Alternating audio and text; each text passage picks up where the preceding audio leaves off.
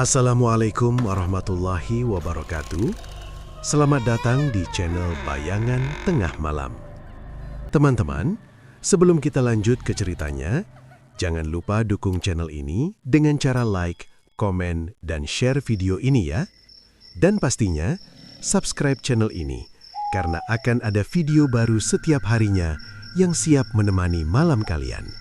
Hujan turun tipis sejak sore, menyisakan dingin yang meresap sampai tulang.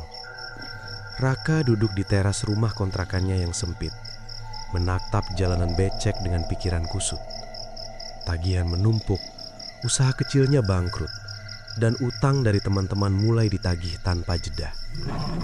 Di dalam rumah, istrinya, Sari, sedang menidurkan anak mereka. Suara batu kecil terdengar sesekali, membuat dada Raka makin sesak. Ia mengusap wajahnya kasar. "Apa gue harus nyerah aja?" gumamnya pelan.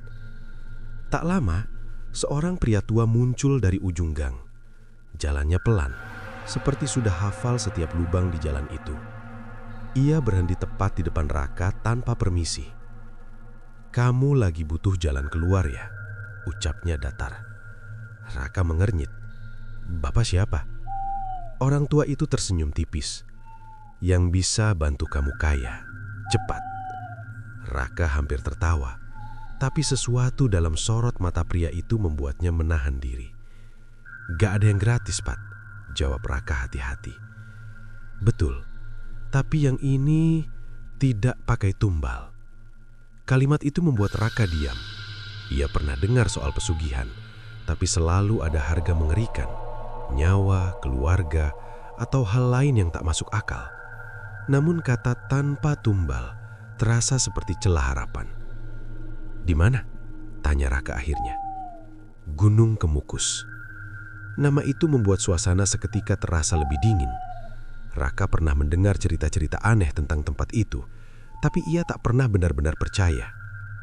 "Apa yang harus saya lakukan?" Pria tua itu mendekat sedikit. "Datang tengah malam, ikuti ritual. Jangan tanya terlalu banyak." Raka menelan ludah. "Cuma itu?" "Cuma itu," jawabnya cepat. Lalu ia menambahkan pelan, "Tapi ingat, semua yang cepat selalu punya harga." Sebelum Raka sempat bertanya lagi, pria itu sudah berbalik dan berjalan pergi. Langkahnya pelan, lalu menghilang di tikungan gelap. Malam semakin larut. Raka masih duduk, memikirkan tawaran itu. Masuk akal atau tidak, ia sudah terlalu lelah untuk berpikir panjang. Hidupnya buntu. Saat ia masuk ke dalam rumah, Sari menatapnya dengan wajah khawatir. "Kamu dari tadi di luar. Dingin, Rak." Raka hanya mengangguk. Ia duduk di samping istrinya. "Sar," suaranya pelan. "Kalau ada cara buat kita keluar dari semua ini, kamu mau?" Sari mengerutkan kening. "Cara apa?" Raka ragu sejenak, lalu berkata, "Ada orang nawarin jalan. Katanya bisa bikin kita kaya, cepat." Sari langsung menggeleng. "Gak ada yang instan tanpa risiko. Dia bilang gak pakai tumbal." Sari terdiam. Kalimat itu menggantung di udara. Ia menatap Raka lebih lama, seolah mencoba membaca isi pikirannya. "Aku gak suka kedengarannya," katanya lirih. Raka menghela napas. "Aku juga enggak. Tapi kita udah kepepet." Sunyi beberapa detik. Hanya suara hujan dan nafas anak mereka yang terdengar. Akhirnya Sari berkata, "Kalau kamu tetap mau, hati-hati." Jawaban itu bukan izin, tapi juga bukan larangan. Raka mengangguk pelan. Malam itu, saat semua orang terlelap, Raka tidak bisa tidur. Bayangan tentang uang, hutang lunas, dan kehidupan yang lebih baik terus berputar di kepalanya. Namun di sela-sela harapan itu, ada rasa ganjil yang tak bisa ia jelaskan. Sekitar pukul 2 dini hari, ia bangun dan berdiri di depan cermin kecil. Wajahnya tampak lelah, mata cekung seperti orang yang sudah kehilangan arah. Tiba-tiba, lampu berkedip. Raka mengernyit kening. Ia menatap cermin lebih lama. Untuk sesaat, hanya sepersekian detik, ia merasa bayangannya tidak bergerak bersamaan dengannya. Raka langsung mundur. Halusinasi, bisiknya cepat, mencoba menenangkan diri. Namun jantungnya berdegup lebih cepat dari biasanya. Di luar, hujan sudah berhenti. Udara menjadi sunyi, terlalu sunyi, seolah sesuatu sedang menunggu. Raka menarik nafas panjang. Besok malam, katanya pada dirinya sendiri. Ia belum tahu, keputusan itu bukan awal dari keberuntungan, tapi pintu menuju sesuatu yang tak bisa ia kembalikan. Perjalanan menuju Gunung Kemupus dimulai saat langit benar-benar gelap. Raka berangkat sendiri, hanya membawa tas kecil dan pikiran yang terus berisik. Jalanan sepi, hanya sesekali motor lewat dengan lampu redup. Semakin mendekat, suasana berubah. Udara terasa lebih lembab, angin berembus pelan seperti berbisik. Lampu-lampu warung tampak samar, dan beberapa orang berdiri tanpa banyak bicara. Wajah mereka datar, seperti tidak ingin dilihat. Raka berhenti di sebuah pelataran kecil. Di sana, pria tua yang ia temui kemarin sudah menunggu. "Kamu datang juga," katanya tanpa ekspresi. Raka mengangguk. "Saya siap." Pria itu menatapnya lama, lalu berkata, "Belum tentu." Raka mengernyit. "Maksudnya?" "Semua orang bilang siap, tapi saat tahu syaratnya, banyak yang lari." Raka menelan ludah. "Apa syaratnya?" Pria itu memberi isyarat agar Raka mengikuti. Mereka berjalan melewati jalan setapak yang gelap. Hanya suara langkah kaki dan gesekan daun yang terdengar. Setelah beberapa menit, mereka tiba di sebuah tempat yang agak terbuka. Di sana, ada beberapa pasangan berdiri berjauhan. Tidak ada yang saling menyapa. Semua terlihat asing satu sama lain. Raka merasa tidak nyaman. "Kenapa mereka diam semua?" bisiknya. "Karena mereka tahu ini bukan tempat untuk banyak bicara," jawab pria tua itu pelan. Raka mengangguk kaku. Pria itu lalu berhenti dan menatap Raka serius. "Sekarang dengar baik-baik. Ritual ini butuh pasangan." Raka langsung mengerti, tapi tetap berharap ia salah. "Pasangan?" tanyanya pelan. "Iya, bukan istri. Harus orang yang tidak punya hubungan denganmu." Jantung Raka berdetak lebih cepat. Ia mundur satu langkah. "Kenapa harus begitu?" Pria itu tidak langsung menjawab. Ia hanya tersenyum tipis. "Itu bagian dari syarat. Kalau kamu mau hasil cepat, kamu harus ikut aturan." Raka mengusap wajahnya. "Ini salah. Yang kamu cari juga bukan hal biasa," balas pria itu tenang. Raka terdiam. Ia melihat ke arah pasangan lain. Mereka berdiri tanpa ekspresi, seolah sudah menyerahkan semuanya. "Kalau saya nolak?" tanya Raka akhirnya. "Kamu bisa pulang, tapi jangan harap hidupmu berubah." Kalimat itu menusuk lebih dalam dari yang ia kira. Raka menatap tanah. Wajah Sari terlintas di pikirannya, juga anaknya yang sering sakit. Semua beban itu seperti mendorongnya ke sudut yang tidak punya pilihan. "Apa cuma itu syaratnya?" Suaranya hampir tidak terdengar. Pria tua itu mendekat sedikit. "Untuk sekarang." Raka menutup mata sejenak, lalu ia mengangguk pelan. "Saya lakukan." Tanpa banyak bicara, pria itu menunjuk ke arah seorang wanita yang berdiri tidak jauh. Wanita itu tetap diam saat ia berdiri di depannya. "Kamu juga baru?" tanya Raka pelan. Wanita itu menggeleng sedikit. "Bukan." Jawaban singkat itu membuat Raka makin tidak nyaman. "Ini aman." Raka mencoba lagi. Wanita itu menatapnya lurus. "Tergantung kamu percaya atau tidak." Sebelum Raka sempat bertanya lebih jauh, pria tadi bersuara dari belakang. "Waktu kalian tidak banyak. Ikuti petunjuk. Jangan melanggar." Langit tiba-tiba terasa lebih gelap, meski tidak ada awan bergerak. Angin berhenti total.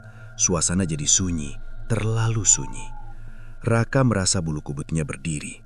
Ia menoleh ke sekitar.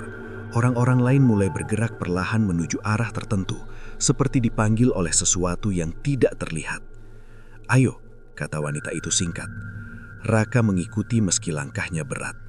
Saat mereka berjalan melewati pepohonan, Raka sempat melirik ke samping. Di antara bayangan, ia melihat sosok berdiri. Bentuknya samar, tapi jelas bukan bagian dari rombongan. Raka berhenti. "Kamu lihat itu?" bisiknya. Wanita itu tidak menoleh. "Jangan lihat ke samping." "Kenapa?" "Karena kalau kamu mulai memperhatikan, mereka juga akan memperhatikanmu." Raka langsung memalingkan wajah ke depan. Nafasnya mulai tidak beraturan. Beberapa saat kemudian, mereka tiba di sebuah titik yang terasa lebih dingin dari tempat lain. Tanahnya lembab dan ada bau aneh yang sulit dijelaskan. Pria tua itu kembali muncul, seolah sudah menunggu di sana. "Ingat," katanya tegas, "ikuti semua langkah. Jangan ragu, jangan berhenti di tengah." Raka mengangguk, meski dalam hatinya muncul rasa takut yang lebih besar dari sebelumnya. Tepat saat ia bersiap, ia kembali melihat sesuatu. Di antara kegelapan, berdiri seseorang dengan wajah yang sangat mirip dengannya. Raka membeku. Sosok itu tidak bergerak, hanya menatap. Mulai sekarang, suara pria tua dengar, tidak ada jalan mundur. Raka menelan ludah, dan untuk pertama kalinya, ia benar-benar merasa mungkin ia sudah membuat keputusan yang salah. Pagi setelah ritual terasa aneh bagi Raka. Ia bangun dengan tubuh lelah, seperti habis bekerja seharian tanpa istirahat. Kepalanya berat, sementara ingatannya tentang malam tadi terasa kabur, seperti mimpi yang tidak utuh. Ia duduk di tepi kasur, memijat pelipis. "Rak, kamu gak apa-apa?" Suara Sari terdengar dari dapur. "Iya, cuma pusing dikit," jawabnya pelan. Raka mencoba mengingat detail ritual itu, tapi setiap kali ia memaksa, pikirannya seperti menolak. Yang tersisa hanya potongan-potongan, suara angin yang berhenti, tatapan wanita itu, dan bayangan dirinya sendiri di kegelapan. Ia menggeleng cepat. "Udahlah, mungkin cuma capek," gumamnya. Hari itu berjalan seperti biasa, sampai sesuatu mulai berubah. Saat Raka membuka dompetnya, ia terdiam. Ada uang di dalamnya, lebih banyak dari yang ia ingat terakhir kali. Ia menghitung cepat. "Ini dari mana?" bisiknya. Ia yakin semalam ia tidak punya sisa sebanyak itu. Raka mencoba berpikir logis. Mungkin ia lupa. Mungkin itu sisa lama. Namun perasaan ganjil tetap ada. Belum sempat ia menemukan jawaban, ponselnya bergetar. Sebuah pesan masuk dari nomor tidak dikenal.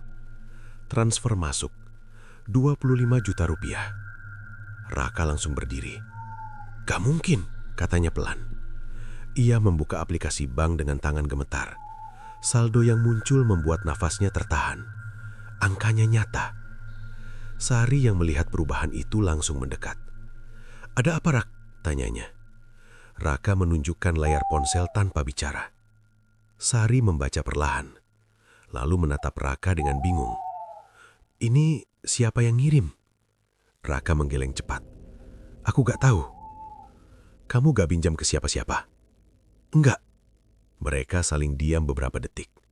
Suasana jadi tegang. Apa ini ada hubungannya? Sari menggantung kalimatnya. Raka tahu maksudnya. Ritual semalam. Raka menarik nafas panjang. "Mungkin, iya." Sari langsung terlihat gelisah. "Aku gak suka ini, Rak." Raka menatap angka di layar lagi. Semua masalahnya seolah bisa selesai hanya dengan uang itu. Hutang lunas, kebutuhan terpenuhi, hidup lebih tenang. Aku juga gak ngerti, tapi ini nyata. Hari-hari berikutnya menjadi semakin aneh. Usaha kecil Raka yang sebelumnya sepi, tiba-tiba ramai. Orang-orang datang tanpa alasan jelas. Barang dagangannya laku cepat, bahkan sering habis sebelum sore. Seorang pelanggan berkata, "Gak tahu kenapa saya ngerasa harus beli di sini." Raka hanya tersenyum kaku. Ia sendiri tidak paham. Uang terus datang, tidak selalu dalam bentuk transfer. Kadang berupa peluang, kadang pelanggan baru yang tidak masuk akal jumlahnya. Dalam waktu singkat, hidupnya berubah drastis. Namun di balik semua itu, ada sesuatu yang mulai mengganggu. Raka sering merasa kehilangan waktu. Suatu sore, ia sedang duduk di warung, lalu tiba-tiba sudah berada di rumah tanpa ingat bagaimana ia pulang. "Rak, kamu tadi kemana?" Tanya Sari. Dari warung, jawabnya. Dari tadi kamu di kamar, kata Sari pelan. Raka terdiam. Serius? Tanyanya. Sari mengangguk-angguk. Aku lihat kamu masuk, terus diem aja. Raka merasa tengkuknya dingin. Ia mencoba mengingat, tapi kosong. Malam harinya, ia kembali mengalami hal aneh. Saat bercermin, ia merasa wajahnya sedikit berbeda. Bukan berubah jelas, tapi ada sesuatu yang tidak sama. Matanya lebih sayu, kulitnya pucat. Perasaan gue aja, bisiknya. Namun rasa tidak nyaman itu tidak hilang. Beberapa hari kemudian, Sari mulai bermimpi buruk. Aku mimpi aneh lagi, katanya suatu pagi. Mimpi apa? Sari terlihat ragu. Aku lihat kamu ditarik sama sesuatu ke tempat gelap. Kamu manggil aku, tapi suaramu jauh banget. Raka langsung terdiam. Itu cuma mimpi, katanya cepat, meski hatinya tidak yakin. Sari menatapnya lama. Kamu yakin ini semua baik? Raka tidak langsung menjawab. Ia melihat sekeliling rumah mereka, yang kini mulai terisi barang-barang baru. Semua hasil dari perubahan mendadak itu. Aku cuma mau kita hidup lebih baik, katanya akhirnya. Sari menghela nafas pelan. Aku juga mau, tapi bukan kayak gini caranya. Malam itu, saat semua sudah tidur, Raka kembali terbangun. Ia merasa ada sesuatu yang memanggil. Pelan-pelan ia berdiri dan berjalan ke depan cermin. Lampu redup menyala. Raka menatap bayangan dirinya sendiri. Beberapa detik tidak terjadi apa-apa. Lalu, bayangan itu tersenyum lebih dulu. Raka langsung membeku. Senyum itu pelan, tipis, dan terasa asing. Padahal wajahnya sendiri tidak bergerak. Jantungnya berdegup keras. Ini gak mungkin, bisiknya. Namun bayangan itu tetap menatapnya, dengan senyum yang tidak hilang. Seolah-olah ada sesuatu di dalam sana yang mulai bangun. Dan Raka sadar, kekayaan yang ia dapatkan mungkin bukan sekedar keberuntungan, tapi awal dari sesuatu yang perlahan mengambil alih dirinya. Perubahan hidup Raka semakin jelas. Rumah yang dulu sempit mulai dipenuhi barang baru.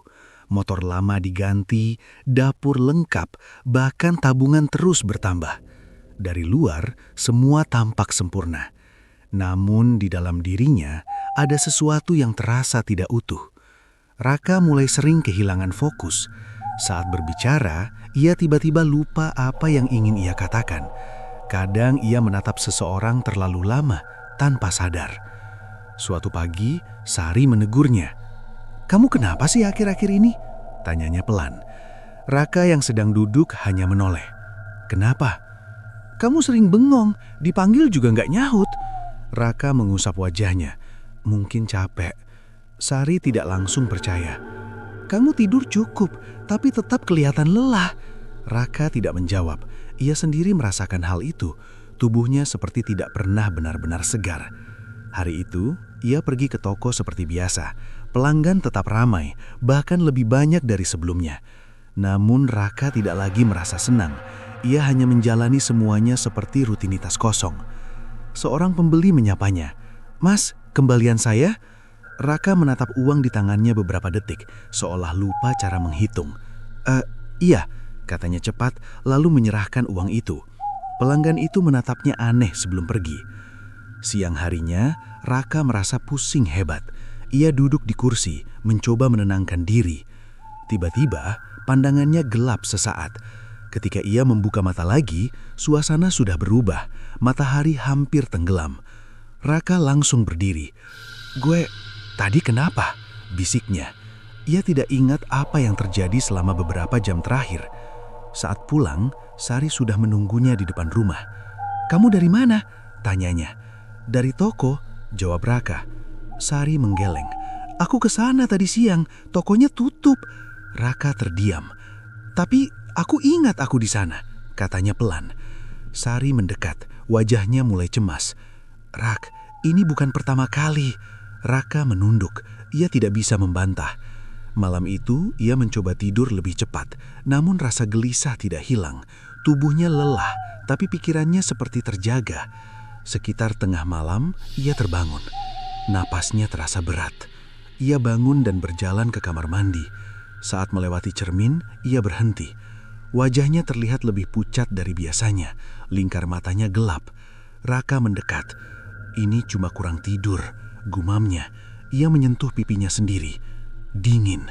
Bukan dingin biasa, tapi seperti menyentuh sesuatu yang tidak hidup. Raka langsung menarik tangannya. Saat ia menatap lagi, ia merasa wajah di cermin sedikit berbeda. Bukan bentuknya, tapi ekspresinya. Matanya terasa kosong. Tiba-tiba, lampu berkedip. Raka mundur satu langkah. Dalam kedipan singkat itu, ia melihat sesuatu. Bayangannya tidak mengikuti gerakannya. Ia membeku. Lampu kembali normal. Wajah di cermin tampak biasa lagi. Raka menarik napas cepat. Gue mulai gila. Ia mencoba tertawa kecil, tapi suaranya terdengar kering. Keesokan harinya, hal aneh semakin sering terjadi. Ia menemukan baju yang ia tidak ingat pernah pakai. Ada noda tanah di ujung celananya. Tangannya juga kadang terasa nyeri, seolah habis melakukan sesuatu berat. Namun ia tidak punya ingatan apapun. Sore hari itu, Sari kembali mendekatinya. "Rak, jujur sama aku," katanya pelan. "Kamu masih lanjut yang kemarin itu?" Raka terdiam sejenak. "Enggak." Sari menatapnya dalam. "Kamu yakin?" Raka mengangguk, meski hatinya ragu. Ia memang tidak kembali ke tempat itu, tapi entah kenapa rasanya seperti sesuatu tetap mengikutinya. Malam kembali datang. Raka duduk sendiri di ruang tamu. Lampu redup, suasana sunyi. Tiba-tiba ia mendengar suara. Pelan, seperti bisikan. "Belum selesai." Raka langsung berdiri. "Siapa?" tanyanya. Tidak ada jawaban. Ia menoleh ke segala arah. Rumah itu kosong, namun suara itu terasa sangat dekat. "Belum selesai." Raka menutup telinganya. "Cukup." Suara itu hilang. Napasnya terengah. Perlahan ia menurunkan tangan. Matanya tertuju pada meja. Di sana ada sesuatu yang ia tidak ingat pernah ada. Selembar kertas kecil. Raka mendekat dengan hati-hati. Tangannya gemekar saat mengambilnya. Tulisan di kertas itu sederhana, tapi membuat darahnya terasa dingin. "Datang lagi, atau semuanya akan diambil kembali." Raka menelan ludah. Ia sadar sekarang, apapun yang ia dapatkan belum benar-benar menjadi miliknya, dan sesuatu di luar sana sedang menunggu kelanjutannya. Sejak menemukan kertas itu, Raka tidak bisa tenang. Kalimat singkat tersebut terus terngiang di kepalanya, seolah diulang tanpa henti. Datang lagi, atau semuanya diambil kembali. Ia duduk di ruang tamu dengan tatapan kosong. Uang yang dulu terasa seperti jawaban, kini justru menjadi beban. Sari memperhatikannya dari pintu dapur. "Kamu kenapa lagi?" tanyanya pelan. Raka tidak langsung menjawab. Ia menggenggam kertas itu erat. "Aku harus pergi lagi," katanya akhirnya. Sari terdiam. "Ke tempat itu?" Raka mengangguk pelan. Sari mendekat. "Kamu janji kemarin gak akan balik." "Aku tahu, tapi ini beda." "Apa yang beda?" Nada suara Sari mulai naik. Raka menatapnya. "Kalau aku gak datang, semua bisa hilang." Sari menggeleng. "Kalau harus bayar kayak gini, itu bukan rezeki, Rak." Raka menunduk. Ia paham maksud istrinya, tapi rasa takut kehilangan semua yang sudah ia dapatkan lebih besar. "Aku cuma mau memastikan," katanya pelan. Sari menatapnya lama, lalu berkata lirih, "Aku takut kehilangan kamu, bukan uangnya." Kalimat itu membuat Raka terdiam beberapa detik, namun pikirannya sudah terlanjur kacau.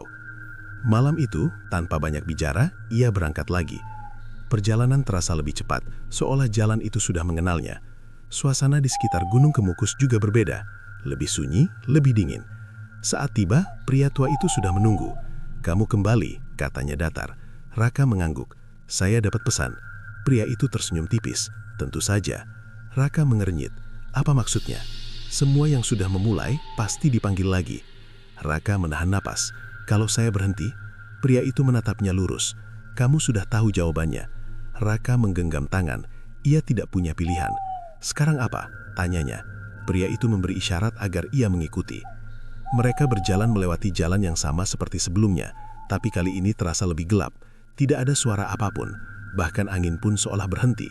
Saat tiba di tempat terbuka, Raka melihat orang-orang yang sama seperti sebelumnya. Namun ada yang berbeda. Wajah mereka terlihat lebih pucat, mata kosong. Beberapa berdiri dengan posisi aneh, seperti tidak sepenuhnya sadar. Raka merasa perutnya mual. "Itu, mereka kenapa?" bisiknya. Pria tua itu menjawab singkat, "Mereka sedang membayar." Raka langsung terdiam. "Bayar apa?" Pria itu tidak menjawab. Raka mulai merasa takut. Tiba-tiba, seorang wanita berjalan mendekat. Wajahnya familiar. Itu wanita yang menjadi pasangannya sebelumnya. "Kamu datang lagi," katanya datar. Raka mengangguk kaku. "Ini semua normal."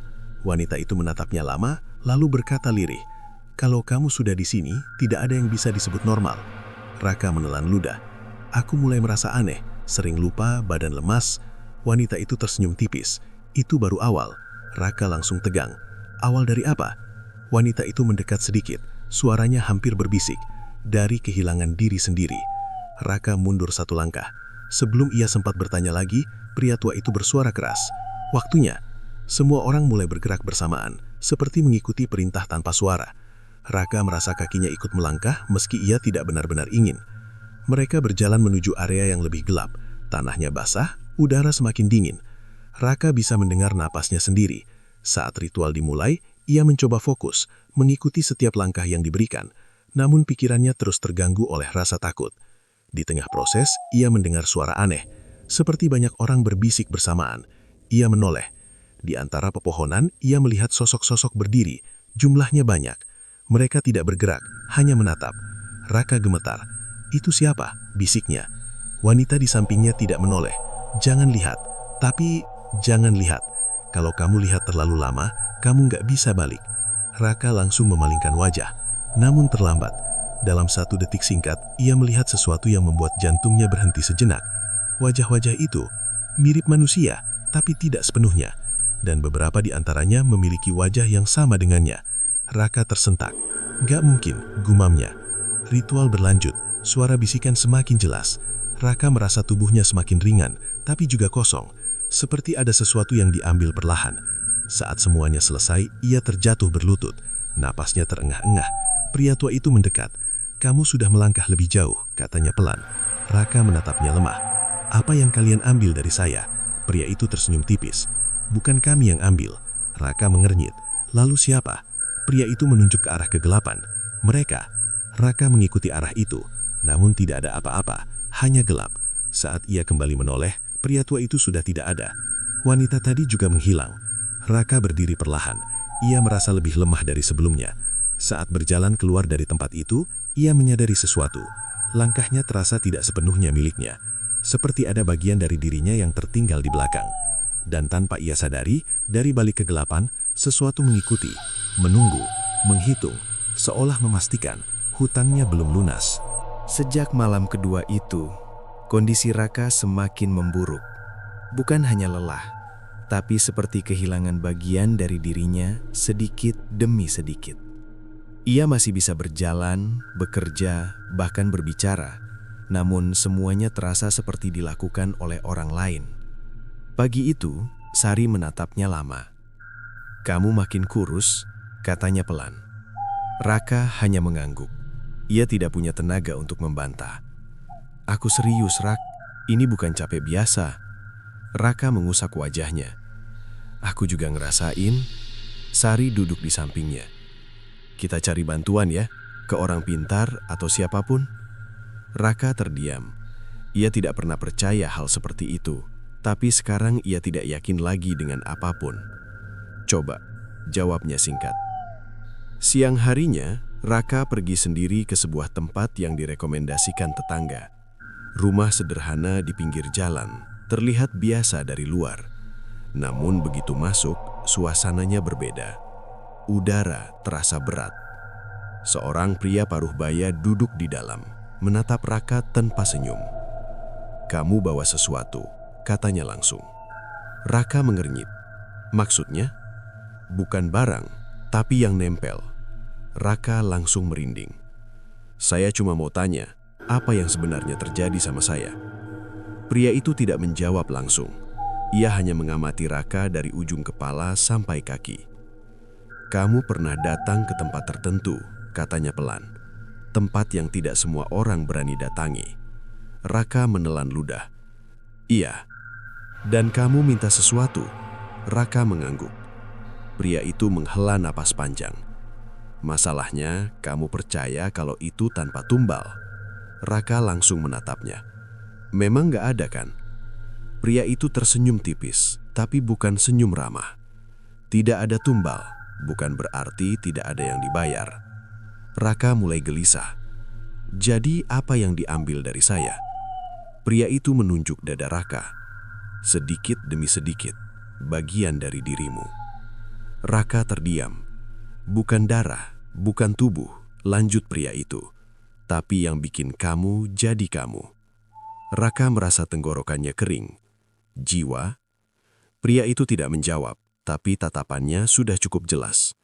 Raka menunduk. Semua yang ia rasakan selama ini tiba-tiba masuk akal. Bisa dihentikan? Tanyanya pelan. Pria itu berpikir sejenak. Bisa, kalau belum terlalu jauh. Raka langsung menatapnya. Kalau sudah, pria itu menggeleng pelan. Kamu akan tetap hidup, tapi kosong. Kalimat itu terasa lebih menakutkan dari kematian. Raka menggepalkan tangan. Saya harus apa? Pria itu berdiri lalu mengambil sesuatu dari dalam laci. Sebuah benda kecil dibungkus kain. Ini bisa bantu sementara, tapi kamu harus berhenti datang ke sana. Raka menerima benda itu dengan ragu. Kalau saya nggak datang? Pria itu menatapnya dalam. Kamu pikir kamu pulang sendiri setiap malam? Suara pria itu berubah lebih serius. Raka membeku. Ada bagian dari kamu yang tetap di sana, dan bagian itu bisa bergerak tanpa kamu sadari. Raka mundur satu langkah. Nggak mungkin. Pria itu mendekat sedikit. Kamu sering lupa waktu kan? Raka tidak bisa menjawab. Sering merasa ada yang mengontrol, lanjut pria itu. Raka menatapnya dengan napas tidak beraturan. Itu bukan perasaan, kata pria itu pelan. Itu kenyataan. Raka langsung keluar dari rumah itu dengan pikiran kacau. Ia tidak sanggup mendengar lebih banyak. Di perjalanan pulang, kepalanya terasa penuh. Semua kejadian yang ia alami seperti potongan puzzle yang mulai menyatu.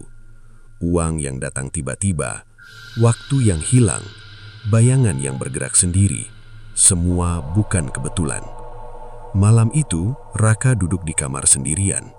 Benda yang ia dapat tadi ia letakkan di meja. Ia menatap cermin. Wajahnya terlihat sama, tapi terasa berbeda. Apa gue masih gue? Bisiknya. Tidak ada jawaban. Namun tiba-tiba ia merasa sesuatu. Seperti ada yang berdiri di belakangnya. Raka tidak langsung menoleh. Napasnya tertahan. Pelan-pelan ia melihat melalui cermin. Di belakangnya ada sosok. Bentuknya sama persis seperti dirinya. Namun wajahnya lebih gelap, matanya kosong. Raka langsung berdiri dan berbalik. Tidak ada siapa-siapa. Ia kembali menatap cermin. Sosok itu masih ada.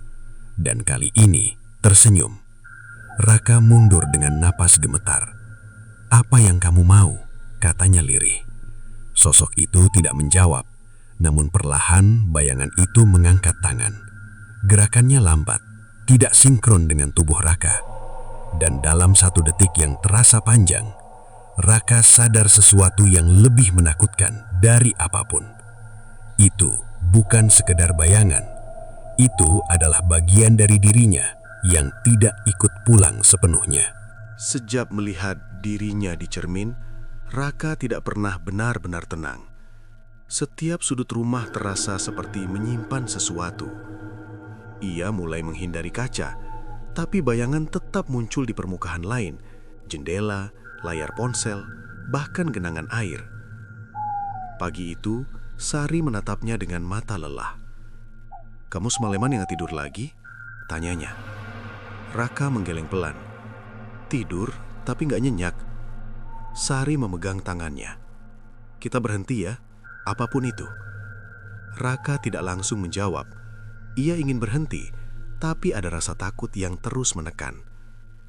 Kalau gue berhenti, semuanya bisa diambil, katanya lirih. Sari menatapnya tajam. Lebih baik kehilangan uang daripada kehilangan kamu. Kalimat itu menusuk, tapi Raka masih ragu. Ia merasa seperti terikat pada sesuatu yang tidak terlihat. Siang hari ia mencoba kembali ke toko, namun kali ini berbeda. Orang-orang yang datang tidak lagi terasa normal. Beberapa menatapnya terlalu lama, seolah mengenali sesuatu dalam dirinya. Seorang pria tua membeli barang, lalu berkata pelan, "Kamu sudah mulai dibayar ya?" Raka terkejut. "Apa maksudnya?" Pria itu tersenyum tipis. "Nanti kamu tahu sendiri." Raka ingin bertanya lebih jauh, tapi pria itu sudah pergi. Siang menjelang, suasana toko tiba-tiba sepi. Tidak ada pembeli, tidak ada suara kendaraan. Hanya sunyi. Raka berdiri di tengah ruangan, merasa jantungnya berdegup lebih cepat. Tiba-tiba pintu terbuka pelan. Seorang wanita masuk. Wajahnya pucat, matanya kosong. Raka langsung mengenalinya. Itu wanita yang pernah menjadi pasangannya saat ritual. "Kamu?" Suara Raka bergetar. Wanita itu berdiri diam beberapa langkah darinya. "Kamu masih punya waktu," katanya pelan. Raka mengernyit pelan. "Waktu buat apa?" Wanita itu menatap lurus. "Buat berhenti." Raka mendekat sedikit. "Kalau aku berhenti, apa yang terjadi?" Wanita itu tersenyum tipis, tapi matanya tidak berubah. "Kamu kehilangan semuanya." Raka mengepalkan tangan. "Kalau aku lanjut?" Wanita itu diam beberapa detik, lalu berkata, "Kamu kehilangan dirimu." Raka terdiam. "Pilihannya selalu itu," lanjut wanita tersebut. "Tapi kebanyakan orang baru sadar saat sudah terlambat." Raka menelan ludah. "Kamu sudah terlambat." Wanita itu tidak menjawab langsung. Ia hanya menunduk sedikit. "Aku sudah tidak bisa pulang sepenuhnya," katanya akhirnya. Raka merasa tubuhnya dingin. "Maksudnya?" Wanita itu mengangkat wajahnya lagi. "Sebagian dari aku masih di sana." Raka mundur satu langkah. Kata-kata itu sama dengan yang ia dengar sebelumnya. "Kalau kamu terus datang, bagian yang hilang akan semakin banyak." Raka memegang kepalanya. "Gue udah ngerasain." Wanita itu mengangguk. "Itu baru dicicil." Raka terdiam. Tiba-tiba, suasana berubah. Udara terasa lebih berat. Lampu berkedip pelan. Wanita itu menoleh ke arah pintu. "Mereka datang," katanya pelan. Raka langsung menegang. "Siapa?" Wanita itu tidak menjawab. Ia hanya mundur perlahan.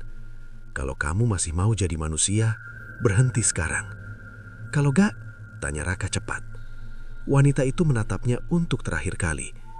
"Kamu akan terbiasa jadi sesuatu yang lain." Setelah itu ia berjalan keluar tanpa suara. Raka berdiri sendiri, napasnya tidak teratur. Beberapa detik kemudian ia mendengar sesuatu. Langkah kaki, bukan satu, banyak, dari luar toko. Raka perlahan mendekati pintu dan mengintip. Di luar berdiri beberapa orang. Mereka diam, tidak bergerak. Namun semua menatap ke arah dalam, ke arah Raka. Wajah mereka pucat, mata kosong. Beberapa terlihat seperti orang yang pernah ia lihat di Gunung Kemukus. Raka mundur. "Apalagi ini?" bisiknya. Tiba-tiba salah satu dari mereka berbicara. "Kamu belum lunas." Suaranya datar tanpa emosi. Yang lain ikut bersuara. "Belum lunas, belum lunas." Suara itu menyatu seperti gema. Raka menutup telinganya, tapi tetap terdengar jelas. "Berhenti!" teriaknya. Namun suara itu semakin dekat. Langkah kaki mulai masuk ke dalam. Raka panik. Ia mundur sampai menabrak meja. Matanya mencari jalan keluar, tapi tubuhnya terasa berat. Saat ia hampir jatuh, tiba-tiba semuanya berhenti. Sunyi. Tidak ada suara. Raka membuka mata perlahan. Toko kembali normal. Tidak ada siapa-siapa. Pintu tertutup, seolah tidak pernah terjadi apa-apa. Raka terengah. Tangannya gemetar. Ia tahu sekarang, ini bukan sekedar ketakutan. Ini peringatan. Dan yang paling mengerikan, ia mulai merasa terbiasa. Rasa takut itu tidak lagi sebesar sebelumnya. Seolah-olah perlahan dirinya memang sedang berubah menjadi bagian dari semua itu. Raka akhirnya memutuskan satu hal. Ia harus berhenti. Bukan besok, bukan nanti, malam ini juga. Semua tanda sudah jelas. Tubuhnya melemah, pikirannya kacau, dan sesuatu terus mengejarnya. Sari berdiri di depan pintu saat Raka bersiap pergi. "Kamu mau kemana lagi?" tanyanya, suaranya gemetar. "Aku mau selesain ini," jawab Raka singkat. Sari menggeleng. "Jangan ke sana lagi, Rak. Tolong." Raka menatap istrinya lama. "Kalau aku gak datang, mereka bakal cari aku." "Terus, kamu mau nyerah gitu aja?" balas Sari. Raka menarik napas panjang. "Aku gak mau lanjut. Aku mau putus." Sari mendekat, memegang tangannya erat. "Aku temenin." Raka langsung menggeleng. "Enggak, ini urusan gue." Beberapa detik hening. "Kalau aku gak balik?" Raka menggantung ucapannya. "Jangan ngomong gitu," potong Sari cepat. Matanya mulai basah. Raka tersenyum tipis lalu pergi tanpa menoleh lagi. Perjalanan terasa berbeda. Jalan yang dulu ia lewati kini tampak asing. Pepohonan terlihat lebih rapat, bayangan lebih pekat. Saat tiba di area Gunung Kemukus, suasana sangat sunyi. Tidak ada keramaian seperti sebelumnya. Hanya angin dingin yang berhembus pelan. Raka melangkah masuk. "Aku datang," katanya pelan. Tidak ada jawaban. Ia berjalan lebih dalam, mengikuti jalan yang ia ingat. Namun semakin jauh, jalur itu terasa berubah. Belokan yang seharusnya ada menghilang. Pohon-pohon terlihat sama. Raka berhenti. "Gue salah jalan," gumamnya. Ia mencoba kembali ke arah awal. Namun setelah beberapa langkah, ia kembali ke tempat yang sama. Raka mulai panik. Ia berlari ke arah lain. Tetap sama. Ia kembali lagi ke titik itu. "Enggak, ini enggak mungkin," katanya dengan napas cepat. Ia mencoba lagi. Kali ini lebih jauh. Tapi hasilnya tetap sama. Ia terjebak. Raka memutar tubuhnya, mencoba berpikir jernih. Namun semakin ia berusaha, semakin terasa kacau. Tiba-tiba, ia mendengar suara. "Kamu sudah datang." Raka menoleh cepat. Pria itu berdiri di belakangnya. "Aku mau berhenti," kata Raka tegas. Pria itu tersenyum tipis. "Semua orang bilang begitu." "Aku serius. Ambil semua yang kalian kasih. Aku gak mau lagi." Pria itu mendekat perlahan. "Kamu pikir ini bisa dibatalkan?" Raka mengepalkan tangan. "Harus bisa." Pria itu menggeleng pelan. "Kamu sudah melewati batas." Raka merasa dadanya sesak. "Batas apa?" Pria itu menunjuk ke arah tanah. "Itu batas antara manusia dan yang bukan." Raka mundur satu langkah. "Apa maksudnya itu?" Pria itu tidak menjawab. Ia hanya menatap Raka dengan tatapan yang sulit dibaca. Tiba-tiba, suara lain muncul. Banyak suara dari segala arah. Raka menoleh. Di antara pepohonan, sosok-sosok mulai terlihat. Mereka keluar perlahan. Jumlahnya banyak. Wajah pucat, mata kosong. Beberapa di antaranya sangat familiar. Raka membeku. "Kenapa wajah mereka?" Suaranya terputus. Ia melihat dengan jelas. Beberapa sosok memiliki wajah yang sama dengannya. Bukan satu, banyak. Raka mundur dengan langkah goyah. "Itu gue," bisiknya. Pria itu mengangguk kecil. "Bagian dari kamu." Raka merasa kepalanya berputar. "Enggak, ini enggak masuk akal." Salah satu sosok itu melangkah maju. Gerakannya lambat, namun pasti. Saat mendekat, Raka bisa melihat lebih jelas. Wajah itu memang dirinya, tapi lebih kosong, lebih gelap, seperti kehilangan sesuatu. Sosok itu berhenti tepat di depan Raka, lalu berkata pelan, "Kamu terlambat." Raka gemetar. "Apa yang terlambat?" Sosok itu menatapnya lurus. "Untuk kembali." Raka menggeleng kecil. "Enggak, gue masih di sini." Sosok itu tersenyum tipis. cuma sebagian. Raka mundur lagi, hampir jatuh. Ia menoleh ke pria itu. "Balikin gue, tolong." Pria itu tetap tenang. "Kami tidak mengambil apapun." "Terus siapa?" teriak Raka. Pria itu menunjuk ke arah kerumunan. "Mereka adalah hasil pilihanmu." Raka menatap lagi. Semua sosok itu sekarang bergerak mendekat. Pelan, serempak, seolah ditarik oleh sesuatu yang sama. Raka mencoba lari, namun langkahnya berat, seperti ditahan dari bawah. Ia melihat ke kaki. Tanah di bawahnya terasa lengket, seperti menariknya masuk. "Lepasin!" teriaknya, namun tidak ada yang berubah. Sosok-sosok itu semakin dekat. Salah satu dari mereka mengulurkan tangan. Raka mencoba menghindar. Api tangannya terhalang. Sentuhan itu dingin, bukan seperti kulit manusia, lebih seperti sesuatu yang sudah lama mati. Dalam sekejap, Raka merasakan sesuatu ditarik dari dalam dirinya. Ia berteriak, namun suaranya seperti terhalang. Sosok itu menatapnya tanpa emosi. "Ini milik kami." Raka jatuh berlutut, napasnya lemah, pandangan mulai berkabur. Di detik terakhir sebelum semuanya gelap, Raka melihat sesuatu yang membuatnya semakin takut. Di antara kerumunan itu, berdiri dirinya, versi yang tampak utuh, lebih hidup, dan sosok itu tersenyum. Di saat itu, Raka sadar, yang selama ini hidup di dunia nyata, mungkin bukan lagi dirinya yang asli. Pagi datang seperti biasa, tapi tidak ada yang benar-benar sama. Raka membuka mata di kamar tidurnya. Cahaya masuk dari jendela, hangat, tenang, seolah tidak pernah terjadi apapun semalam. Ia duduk perlahan. Tubuhnya terasa ringan. Tidak ada pusing, tidak ada lelah. Semuanya normal. Terlalu normal. Raka menatap tangannya sendiri. Tidak gemetar, tidak dingin. Ia berdiri, berjalan keluar kamar. Sari sedang di dapur, seperti biasa. "Kamu bangun?" katanya tanpa menoleh. "Iya," jawab Raka singkat. Suaranya datar. Sari menoleh lalu tersenyum kecil.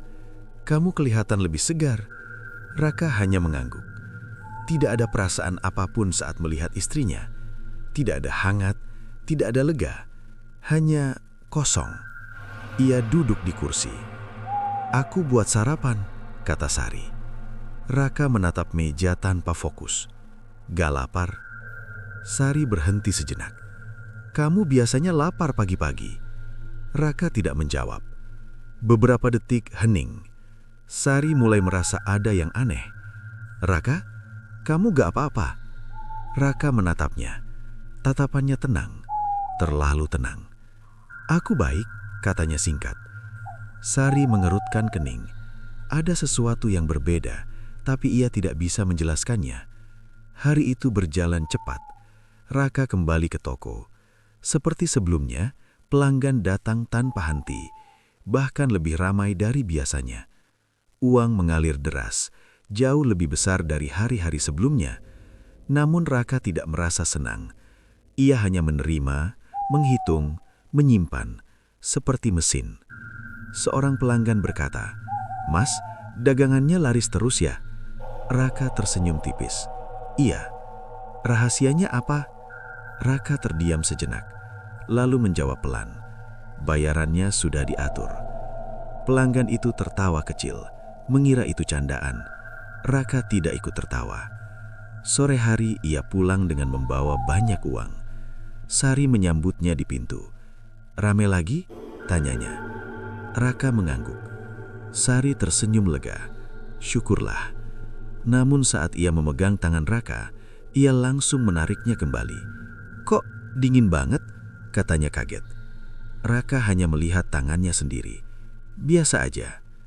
Sari mulai gelisah. Malam datang. Rumah terasa sunyi.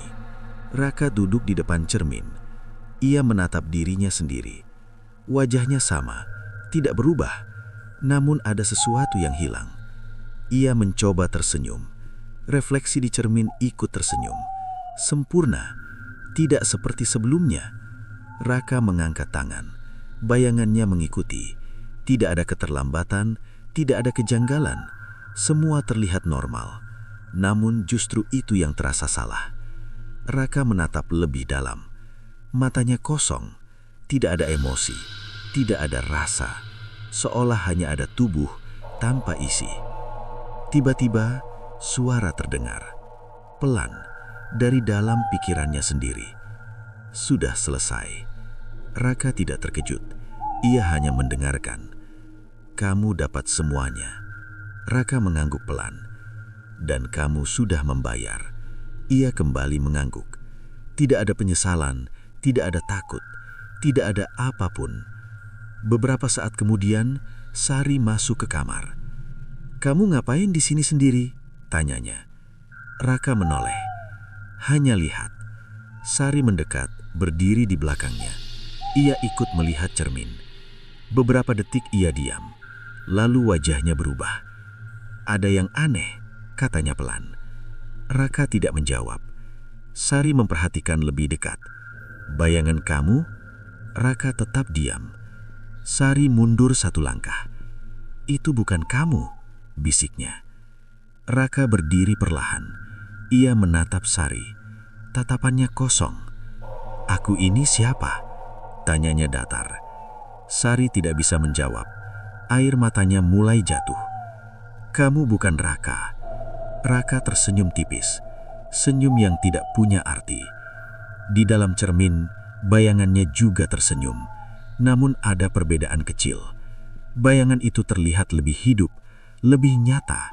Sementara Raka yang berdiri di luar terasa seperti wadah kosong.